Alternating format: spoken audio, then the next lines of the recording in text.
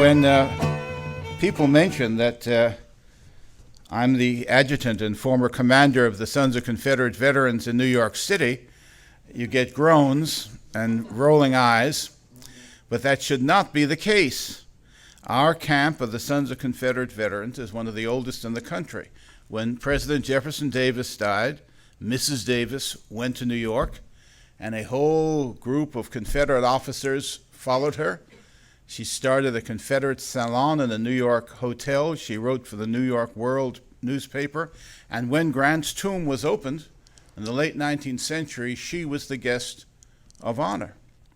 So that when we now meet together frequently with the Sons of Union veterans, on General Grant's birthday, they have a ceremony at the tomb, Grant's tomb, and they invite us, our reenactors, to come, and they invite me as the commander of the Sons of Confederate Veterans to address them. And then in the afternoon, we have a church service in memory of the Confederate dead, and we invite their commander to address us. So we get along very well now after all these years. We are Americans who remember, and most Americans, I'm afraid, don't remember very well, but we do. But of course, you can imagine that being an active Confederate or neo-Confederate in New York can present certain anomalies and problems. Not serious ones, but they can be amusing. Some years ago, on General Grant's birthday, my brother and I were in charge of the Confederate flags for our camp. Of course, the Confederacy lasted for 4 years and had 4 flags. Maybe that's why we didn't win the war. We couldn't even agree on a flag. And I kept those flags in the back of an old station wagon. And on that Sunday morning of Grant's birthday, my brother and I drove that station wagon up to Grant's tomb and unloaded the flags on the flagpoles, and we're carrying them into the tomb. But across the street from Grant's tomb is Riverside Church. And the service was going on, and there was a man standing outside smoking a cigarette. He must have just popped out during the sermon to have a smoke. And there he's standing, and he sees this station wagon pull up, 4 enormous Confederate flags brought out. And he said, "Excuse me, are those Confederate flags?" I said, "Yes, sir, they are." He said, "In New York City?" I said, "Yes." He said, "Where are you taking them?" I said, "To Grant's tomb." He said, "I'm losing my mind." And he ran back into the church. He figured even the sermon was better than that. We would have those ceremonies on the morning of Grant's birthday, and then the church service for the Confederates in the afternoon. And then we'd all go off to my mother's apartment, which was on the Upper East Side of Manhattan. And people would arrive in Yankee uniforms and Confederate uniforms. We had bagpipers. We had a wonderful time eating and drinking together after the 2 ceremonies. And my mother would invariably open the door, and when she saw the first Yankees in uniform, she'd say, "Yankees in Tara, who let them in?" But it was all in very good spirits. The history of the Jews in the South is a very interesting one, and much more widespread and important than most people imagine. People imagine the Old South as a kind of monolithic white Protestant enterprise. It was not. As you know, it was a multicultural business with people of all kinds of ethnicities and religious groups participating. Jewish history began in the South in 1621. A man named Elias Lugardo arrived on a ship called the Abigail in Virginia. That was the beginning. He was a Sephardic Jew. Sephardic Jews are people who descend from those who were expelled from Spain after the Catholic reconquest in 1492 and from Portugal in 1498. They were given a choice of converting to Catholicism or leaving everything they had. The same choice that Christians in Iraq were given, in Mosul in Iraq, were given a few days ago, and most of them fled. So this kind of bigotry is still alive in the world. In any case, they had to leave everything. They fled, and some of them found their way to the New World. Legardo among them. There was a slow trickle of Sephardic, Spanish-Portuguese Jews until 1695, when the first Jew is recorded as having arrived in Charleston. Now, John Locke wrote the Constitution of the colony of Charleston. It was the first constitution in the history of the modern world, of any time, that specifically welcomed Jews. It said, "We welcome Jews and other dissenters from the Christian religion." And Jews reading that had never seen anything like that. The last time that any ruler or authority had specifically welcomed Jews was the Sultan of Turkey.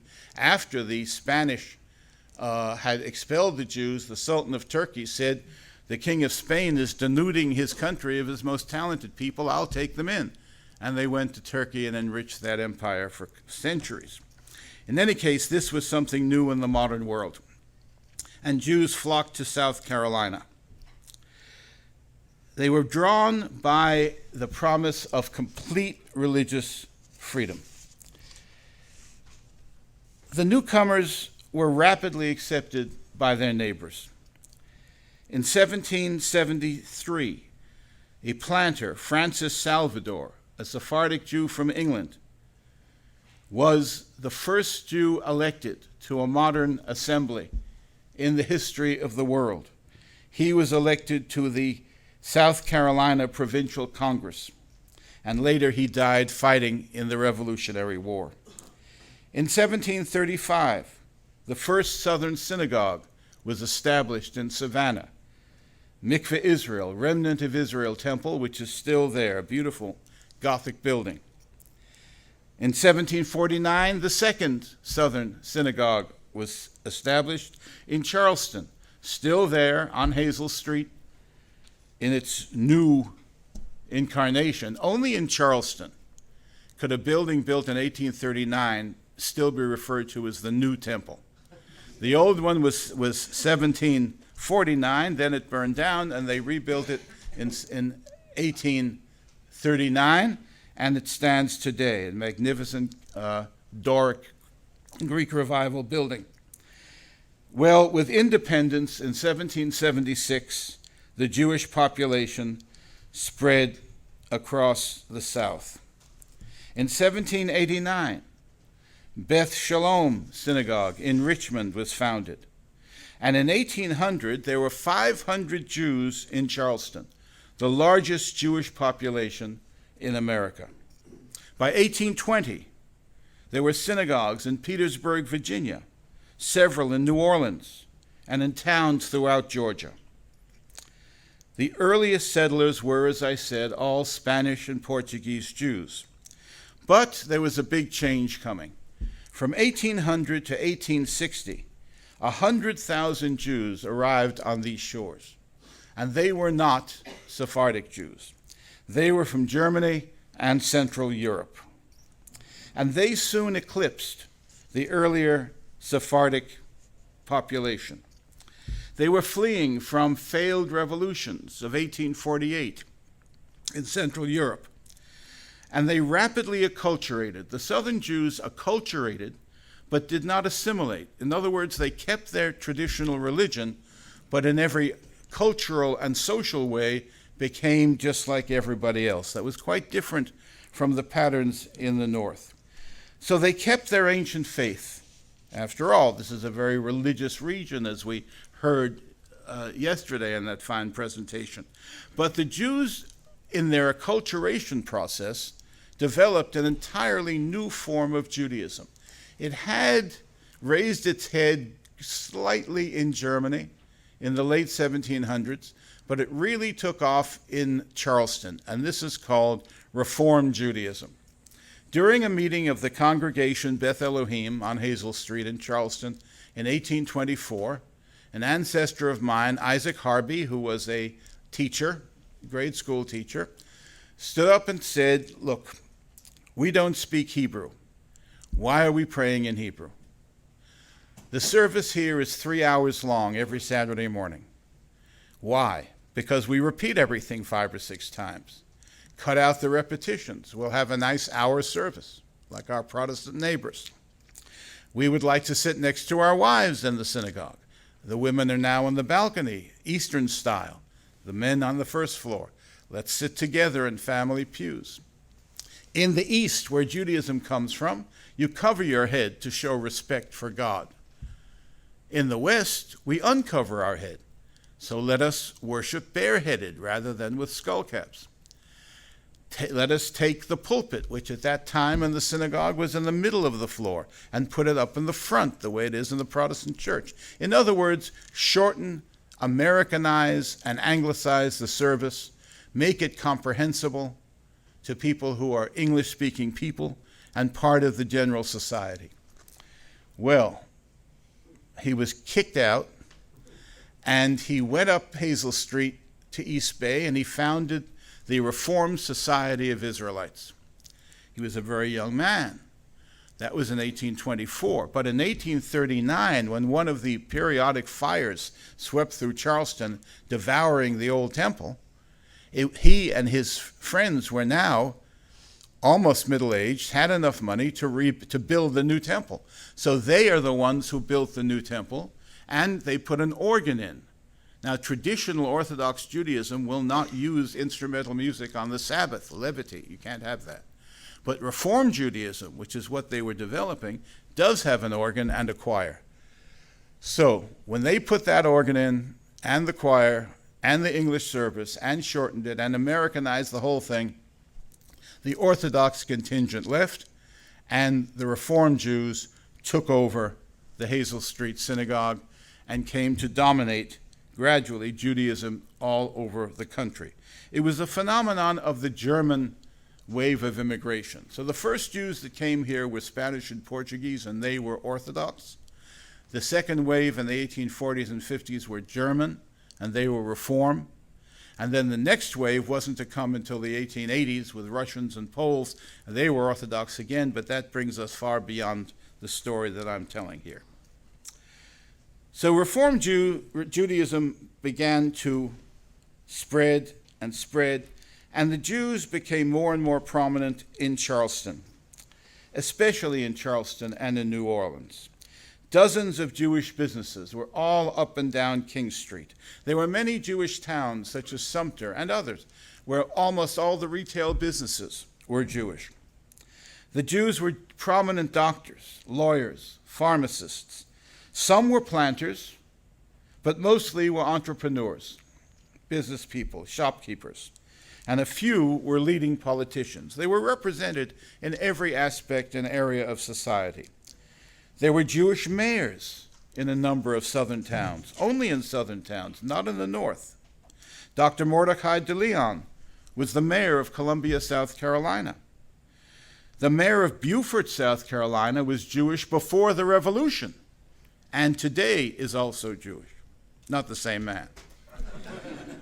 The mayor of Richmond, Virginia was Jewish. The mayor of Galveston, Texas, Jewish. There were 3 Jewish congressmen from the South. Now, the vast majority of Jews lived in the North. There were 3 northern Jewish congressmen and 3 southern. But given the very small Jewish population in the South, the fact that 3 congressmen were elected indicates how much more involved they were in the general populace and how much more accepted they were than they were in the North. And we'll talk in a minute about why that was so. There were 2 very important Jewish senators in the Old South. David Yulee, senator from Florida, called the father of Florida statehood, and of course, Judah P. Benjamin, who was to become the greatest of the Jewish Confederates. He was the senator from the state of Louisiana. We'll talk much more about him in a minute.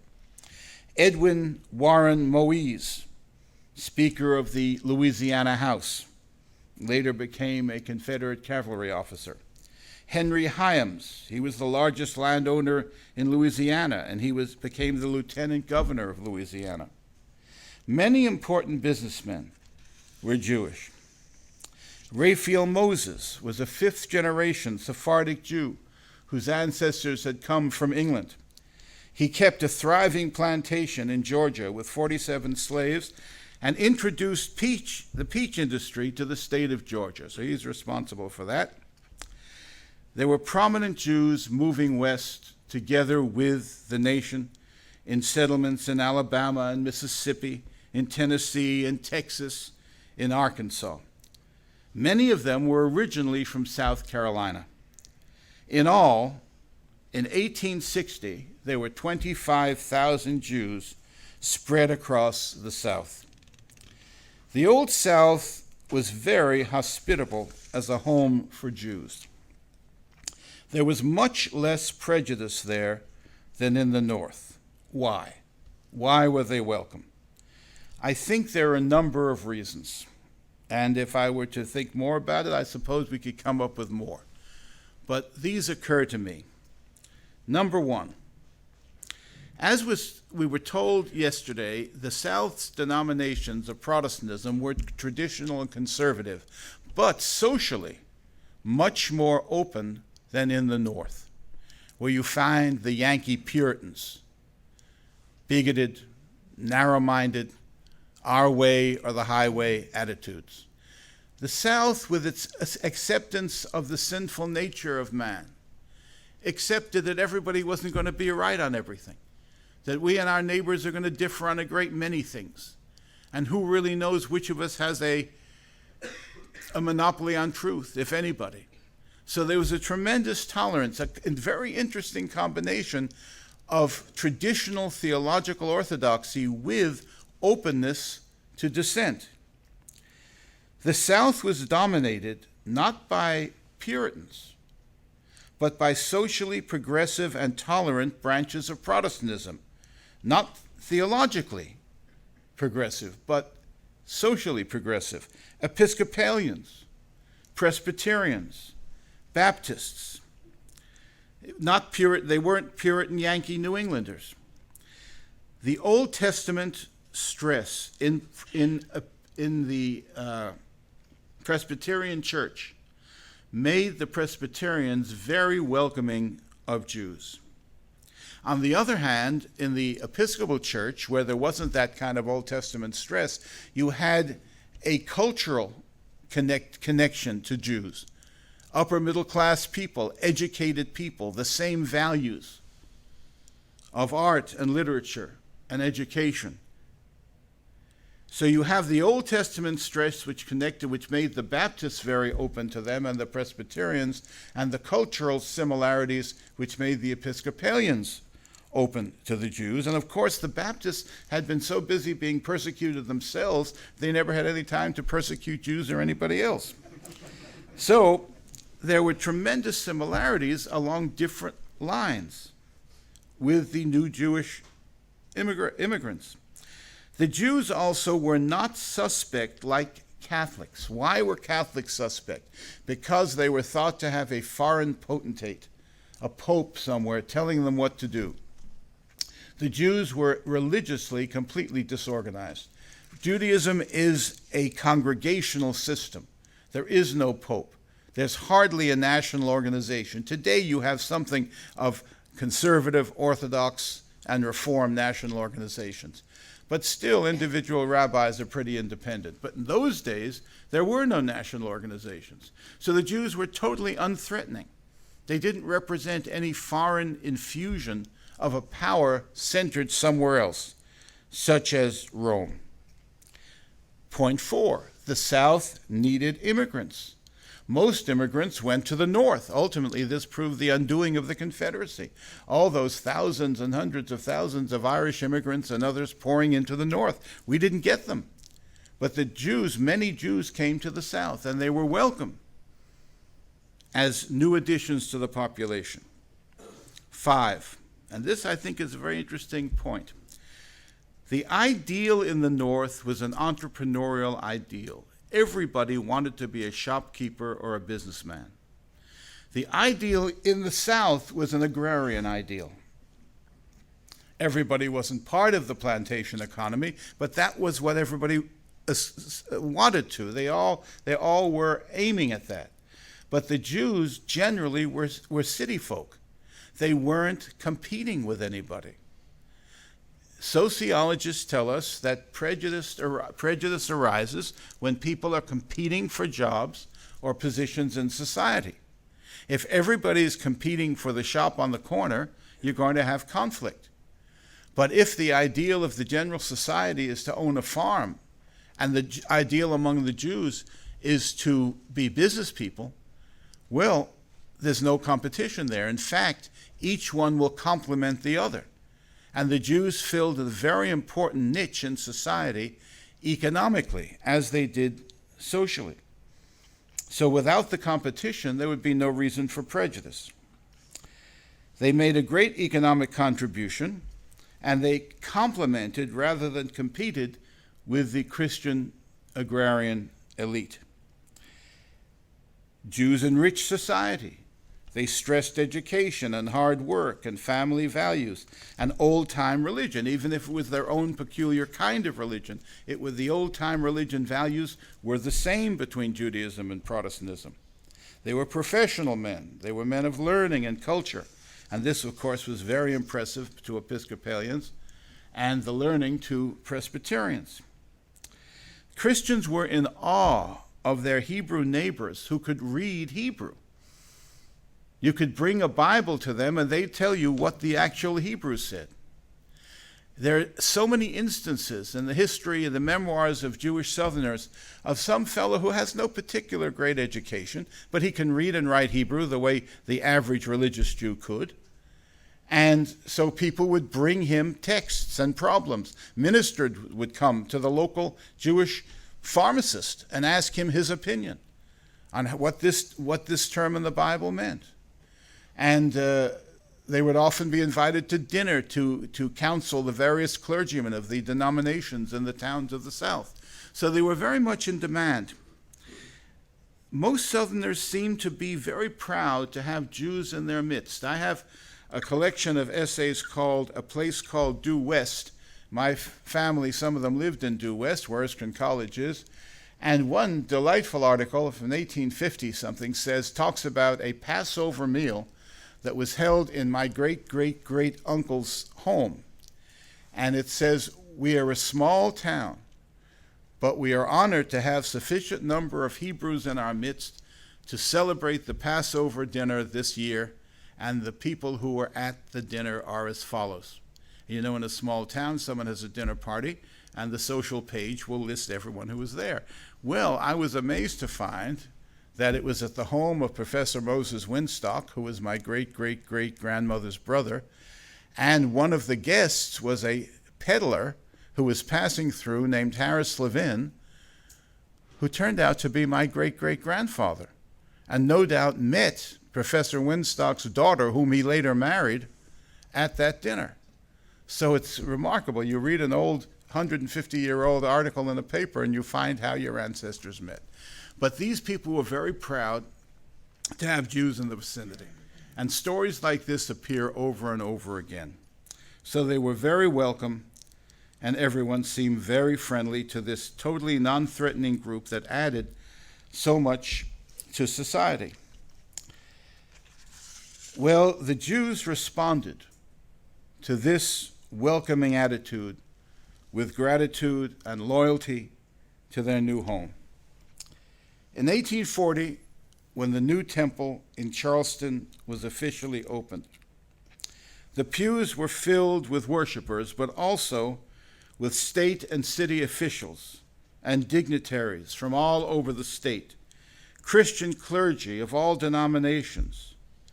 And in his dedicatory remarks, the eloquent Rabbi Poznansky intoned the following, and this really sums up the Jewish attitude toward the South. "This synagogue is our temple. This city of Charleston, our Jerusalem. This happy land, our Palestine. And as our fathers defended with their lives that temple, that city, that land, so will their sons defend this temple, this city, and this land." Rabbi Poznansky spoke more eloquently and literally than he knew. For 22 years later, his son, Gustavus Poznansky Jr. of the Charleston Battalion, gave his life defending Charleston at the Battle of Secessionville, together with two other young men from the Jewish congregation. All of them fell fending off the invader. Well, this happened all over the region. Another member of the congregation who was in the audience for the dedication of the temple was Lieutenant Jacob Valentine. He commanded a Confederate battery firing on Fort Sumter. And when the federal garrison finally left Fort Sumter, they were transported by a steamship supplied by Moses Cohen Mordecai, president of the synagogue. Southern Jews responded immediately to the call to arms to repel the Yankee invader. The Confederate armed forces included some 3,000 Jews, approximately 15% of whom gave their lives in their country's service. They fought for their homes and their liberty, like patriots of the first American Revolution, in defense of life, liberty, and property, impelled by a deep sense of duty and honor to defend the land that had welcomed them as had no other. According to Julius Uretsky, the first sergeant of Company A, 3rd Alabama, quote, "The war was fought for the principle of states' rights. We were thoroughly imbued with the idea. We fought in defense of our homes, which were being ruthlessly invaded," unquote. Few of the Jewish combatants owned slaves, but all seemed to share a profound, semi-religious devotion to the idea of Southern civilization. South Carolina was a New Jerusalem for my great-great-great aunt, Penina Moise, known as the blind poetess of the Confederacy. She wrote many hymns for Temple Beth Elohim on Hazel Street, but she also wrote some moving Confederate poetry. And she was a very religious woman, and she always mixed Old Testament imagery with Southern motifs. This is a poem that she wrote as the Confederacy was unfortunately winding down and the war, we could see defeat at this point, and she took refuge in her Jewish symbolism to assure her of God's continuing protection for her foundering country. Here's the poem, A Reverie. A chilling dream of brighter days to come, when peace shall be the angel of each house, and mapped on freedom's atlas will be found the old Palmetto state with glory crowned. As with the prophet's dream in ages past, coming events may now their shadows cast, the blessed design of providence to show, which sendeth balm for every chastening blow. Lift, Carolina, proudly lift thy head.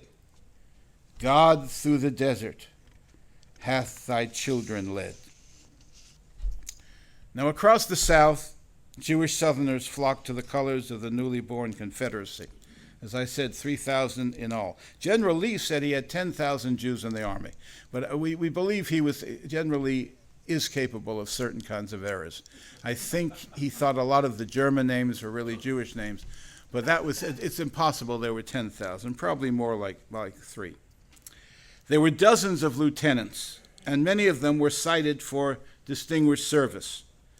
James Madison Satius, Leon Fischel, Octavius Cone, Joshua Moses, Albert Luria, Michael Levy, Edward Kersheet, 16 Jewish lieutenants were killed in action.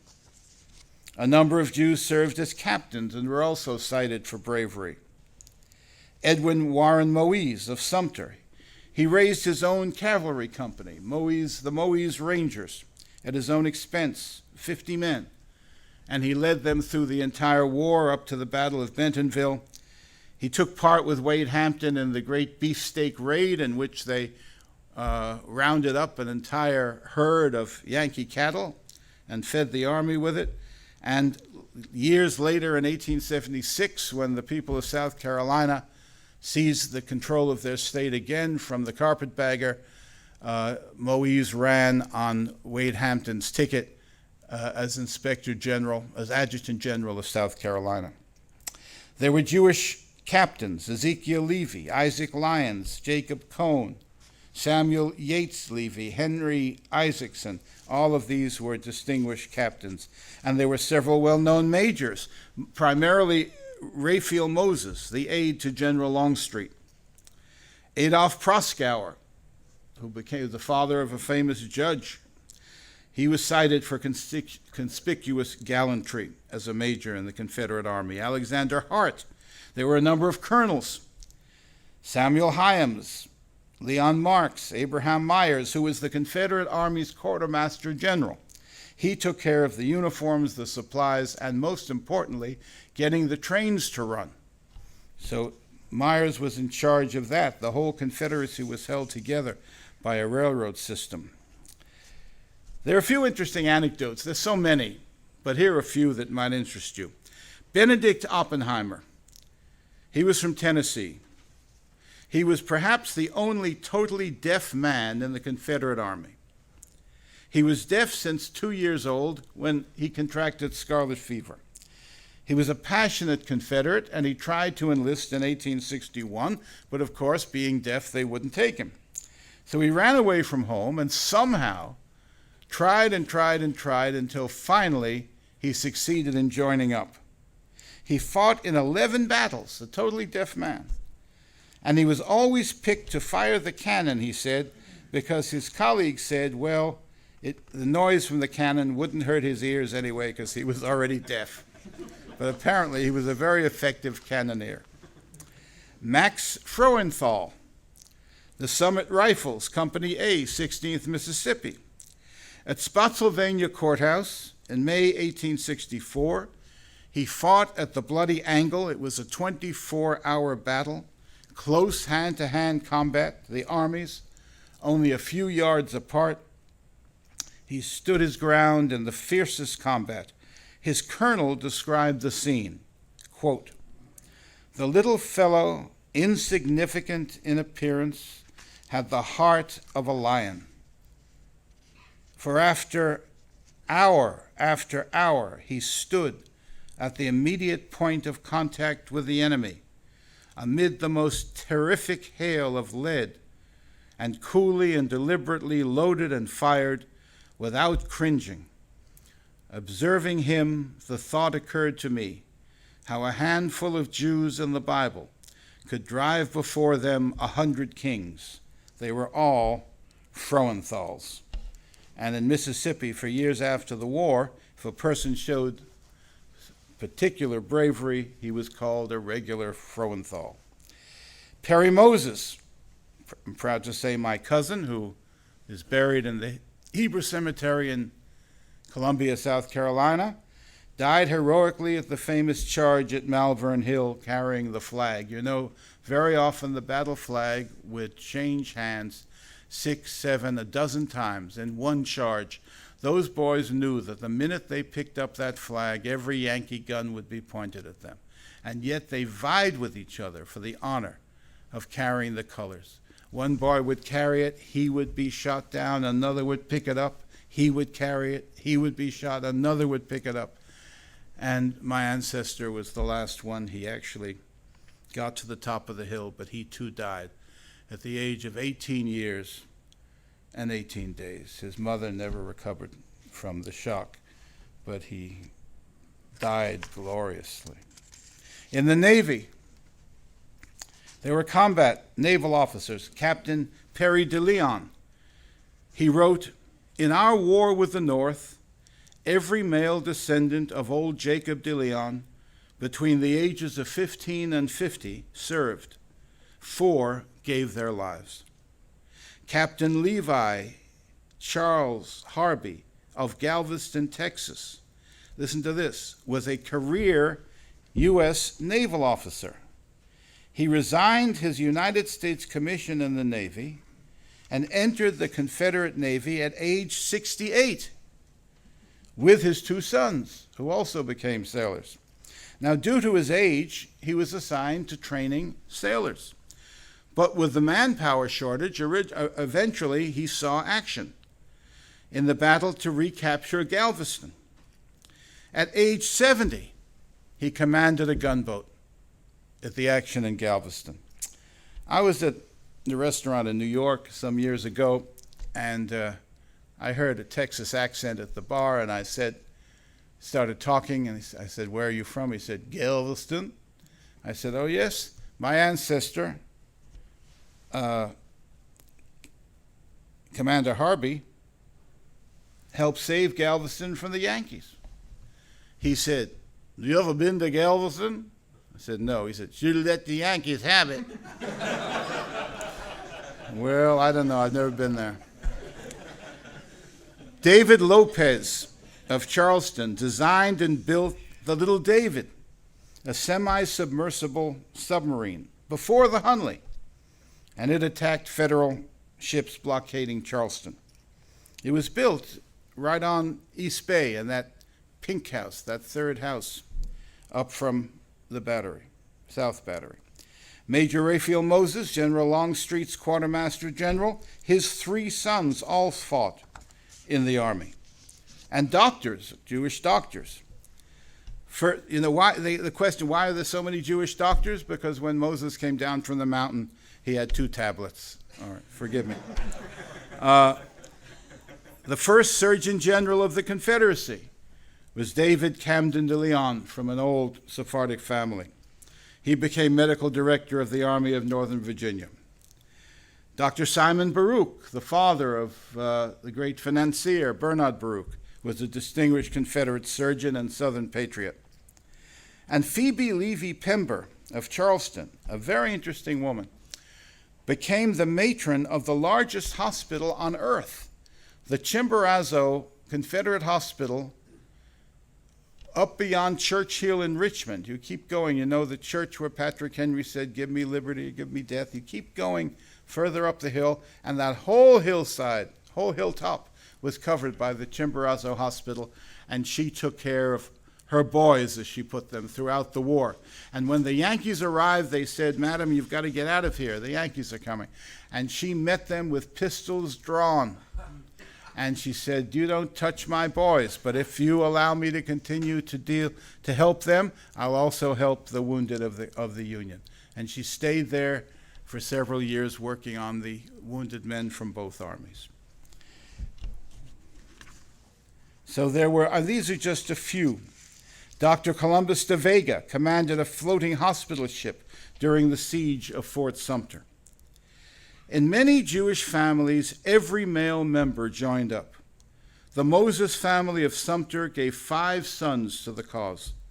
Mrs. Solomon Cohen saw 32 of her children, grandchildren, and great-grandchildren enter military service. And as I said, some 15% of the Jewish Confederate soldiers, at least that, gave their lives. There were Jewish soldiers that fought Moultrie at the bombardment of Fort Sumter, as there were at Appomattox 4 years later. They fought on battlefields across the South and in Pennsylvania and Maryland. My own great-great-grandfather fought at Drury's Bluff and in the 7-day battles in defense of Richmond. A half a dozen other of my forebears, uncles, cousins, etc., fought in various theaters of war. Jewish women also did their part. Most interestingly, perhaps, Eugenia Phillips Levy. Eugenia Phillips Levy of Charleston was the wife, she was the sister of Phoebe, who was the Chimborazo Hospital matron, but Eugenia was a spy.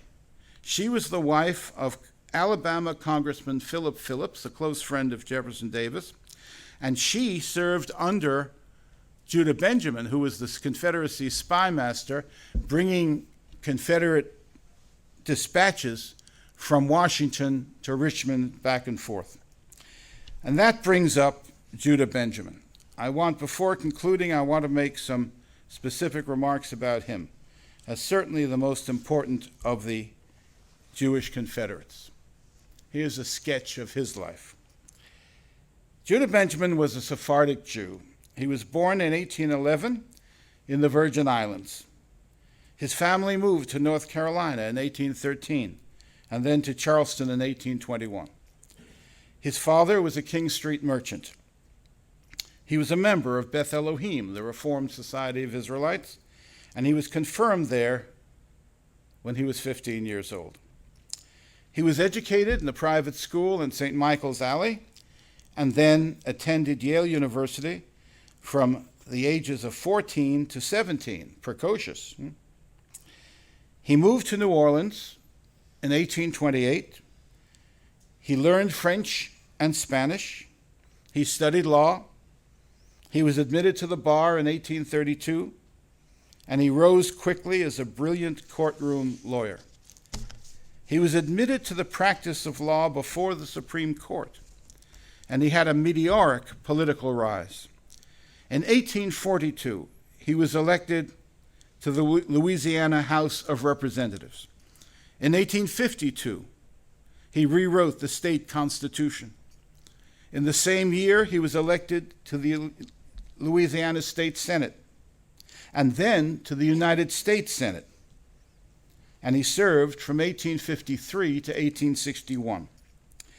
But in 1853, he was also nominated by President Millard Fillmore for a seat on the Supreme Court, but he turned it down. He preferred the hurly-burly of the legislative branch. He was an outspoken defender of states' rights in the Senate.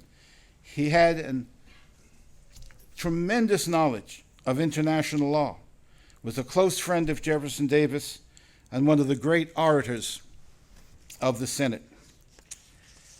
After 8 years of defending the South in the Senate, the time came for the parting of the ways. December 31st, 1860, he addressed the Senate.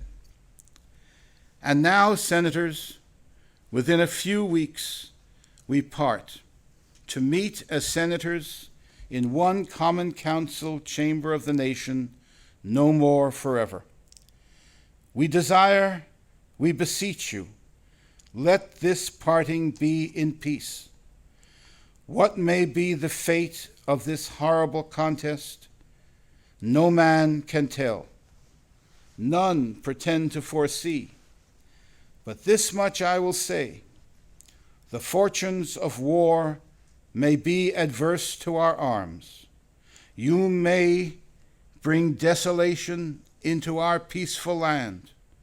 With torch and fire you may set our cities in flame.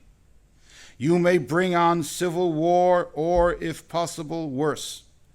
You may do all this, but you can subjugate us never. Well, we know what happened. He was a brilliant orator and defender of his people and his region.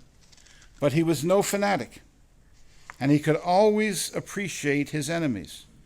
He said of Lincoln, "It is impossible not to admire his perfect candor and frankness." It's more than a lot would say. He was, of all the Confederate cabinet members, the most creative and original thinker. At the first cabinet meeting, he alone foresaw the crippling blockade to come. He said to the cabinet officers assembled, "Get our cotton off these wharfs, and get it off quickly. Get it to England, and get those guns from England to America, to Charleston, before the blockade comes, and because the war is going to be lengthy and bloody." No one else saw that.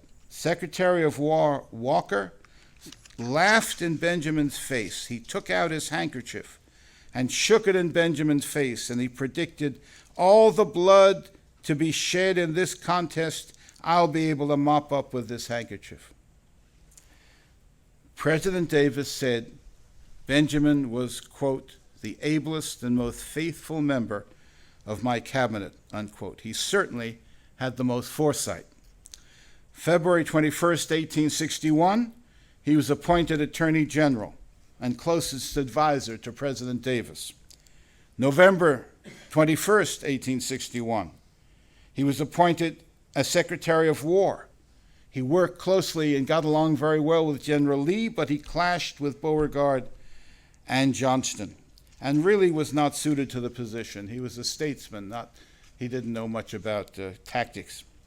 And so in March 1862, he was promoted to Secretary of State, making him certainly the most important Jew in public life in the history of this country.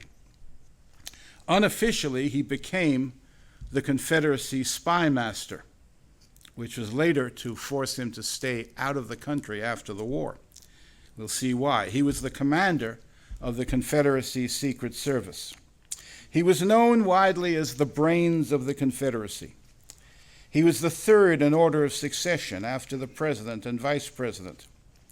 Mrs. Jefferson Davis called him my husband's right arm.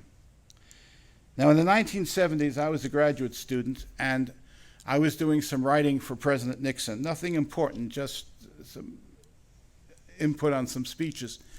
And I found myself at one point in the Oval Office waiting for the president and some others to come in, and Dr. Kissinger walked in. And here I was, a child, and the great Kissinger is sitting there. I didn't know what to say, so I said, you know, Dr. Kissinger, you're not the first Jewish Secretary of State. And he said, what do you mean? I said, Judah P. Benjamin. He said, him I forgot. Yes. Well, everyone does. His house in New Orleans today is a brothel. His plantation on the Mississippi was blown away in a hurricane. There's only one monument to Judah Benjamin in this country. I'm a member, I sit on the board of the Spoleto Festival. And some years ago, we were restoring the Dock Street Theater downtown Charleston. And each member of the board was asked to contribute something to the restoration. And I looked at the list of projects, and I said to Nigel Redden, who is our music director, and what would you call him? He runs the whole festival, and is a certified liberal. And I said, I'll give the fountain, the new fountain, for the garden, on condition that I can dedicate it to anybody I want. And he knows me very well. He said, oh my God, Robert E. Lee again. I said, no, Robert E. Lee has very little connection to Charleston. Judah Benjamin, who was raised here and doesn't have any monument in this country today. None. And of course, Nigel Redden is in a very difficult position. As a certified liberal, he's got to love the Jews because they're a minority and you have to love minorities. But of course, as a certified liberal, he has to hate the Confederates. I present a real problem for these people. They don't know quite what to do. So I said, Nigel, if you don't let me dedicate that fountain to Judah Benjamin, I'll tell your Jewish wife you're anti-Semitic. So today, there is a beautiful new fountain in the garden of the Dock Street Theater and a monument, a bronze plaque. It says, in honored memory of Judah Phillips Benjamin, raised in Charleston, raised in Charleston, Senator from the state of Louisiana, Secretary of State, Attorney General, Secretary of War of the Confederate States of America. And he finally has a monument, and I'm delighted to say that. He deserves it, although he wanted to be forgotten by history, and we'll see in a minute why. All right. He was third in succession after President and Vice President of the Confederacy, and his great challenge was to win recognition and intervention by England and France. The only reason we won the first American Revolution was the French. Washington had more Frenchmen fighting under him at Yorktown than Americans, and the French fleet in the harbor guaranteed our victory over the British. Without French intervention, we could not have won.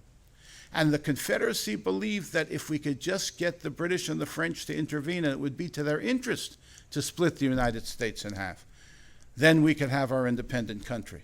The problem was it didn't work because Prince Albert, before he died, had instructed Queen Victoria that they could never support a slave power. That was the fly in the ointment.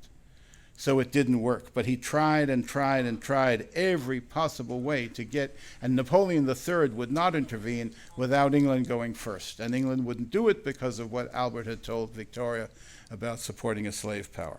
But what he could do was to help out economically.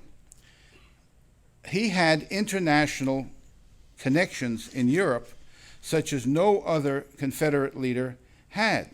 He was close to Baron Erlanger, who was the head of the House of Erlanger, which is the bankers to the court of Napoleon III in Europe.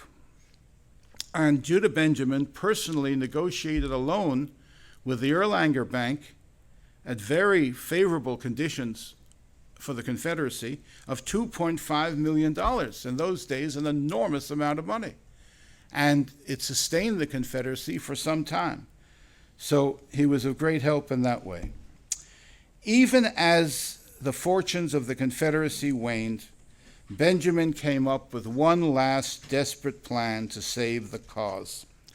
On February 9th, 1865, he addressed an audience of 10,000 in Capitol Hill, in Capitol Square in Richmond. He spoke movingly of the sacrifices made on the battlefield by the South's shrinking forces, outnumbered 2-1 in every theater of war. The crowd cheered, but he was building up to a shocking and radical suggestion. He declared, "Let us say to every Negro who wishes to go into the ranks on condition of being made free, go and fight, you are free." Suddenly, the crowd grew silent. Davis fully supported Benjamin's plan. It would give the Confederates an influx of manpower from the 680,000 male slaves. And in turn, they would be freed. But Benjamin argued, we are not fighting this war for slavery. We're fighting this war for our independence. But Congress, lacking the imagination and creativity of mind that Benjamin had, opposed the plan. It came to nothing. They passed a watered-down version which said that if masters were willing, their slaves could go and fight, but of course they would not be rewarded with freedom. So the whole thing fell apart. There was no point. And within a few months, less than that, the Confederacy simply ran out of men and collapsed. April 12, 1865, the Confederates evacuated Richmond. The presidential train included President and Mrs. Davis, Secretary Benjamin, and several other cabinet ministers. They moved from town to town, always moving south, ahead of the Yankee armies. Davis thought if he could get to the Trans-Mississippi, he could reconstitute the Confederacy and continue the war. They finally got to Abbeville, South Carolina, where they had the last cabinet meeting, and Davis at last realized that the cause was hopeless. On April 14th, Lincoln was assassinated. The Davis party learned of it on April 19th, when they arrived in Charlotte, North Carolina. There was much talk of hanging the Confederate leaders. Benjamin knew that as the spy master of the Confederacy, he would be blamed for the assassination. He had been called the Mephistopheles of the rebellion, the brilliant, learned, sinister Secretary of State. Union Secretary of State Seward had publicly claimed that Benjamin had planned the assassination. So Benjamin knew he had to escape. He crossed into Georgia with President Davis, and as they parted, they embraced, with Benjamin pledging, "They will never take me alive." He disguised himself as a non-English speaking Frenchman, Monsieur Bonfals. Bonfals means good mask. So he's a very funny man. He was cracking jokes even at such an extreme situation. And he had a forged French passport. He made his way through Florida, through swamps and forests. 4 months of running through those swamps and hiding. There's one episode, he said, in which he came to a clearing in the swamp, and there was a parrot, and the parrot was saying, "Hurrah for Jeff, hurrah for Jeff." He assumed that meant Jefferson Davis, and the parrot was owned by a loyal Confederate who had taught him that. So he said, "I began to pelt the parrot with little pebbles so it would hop home and take me to its owner." And it did. It went through the swamp and suddenly a great southern mansion appeared. I knocked on the door, covered with mud, he said, and vines, and said, "I'm your Secretary of State. Will you hide me?" And the man, of course, did. And he took ship from Florida. The ship sank. He boarded another ship. He finally reached Cuba. He sailed for England through heavy storms, finally arriving tattered and penniless, but he had many friends and connections in England. There, and of course, he had his own remarkable talents. At the age of 58, he was admitted to the British bar and rose steadily to the exalted rank of Queen's Counsel. He became a leader of the British bar, an internationally famous advocate. When President Davis was cruelly imprisoned and publicly maligned, Benjamin wrote a long letter in Davis's defense to the London Times. "I know Jefferson Davis better than any other living man. Never in private conversation or in cabinet council have I ever heard him utter one unworthy thought or ungenerous sentiment." In 1868, Benjamin and Davis were reunited in London and Paris. They collaborated on the president's memoirs. Benjamin never returned home. He always said, "If I do, they'll hang me." But he never took British citizenship and remained a loyal Southerner until his death in 1880. He's buried in Père Lachaise Cemetery in Paris, where I made the holy pilgrimage some years ago to put flowers on the grave. On January 3rd, 1892, the Charleston Sunday News published a tribute to the many Jews who gave their lives in the struggle for Southern independence and who lie buried in the ancient Jewish burial ground on Cumming Street in Charleston and in cemeteries across the South. Their names appear on obelisks and monuments throughout the state and the region. The article concluded, quote, "What they had, they gave freely to the state, and on many a bloody field did they prove the high quality of their courage. They followed the flag with supreme loyalty to victory and defeat. And when the history of South Carolina's part in the great struggle is written, and the books are finally posted, we are sure that the Hebrew soldiers of the state who wore the gray will have their full meed of praise."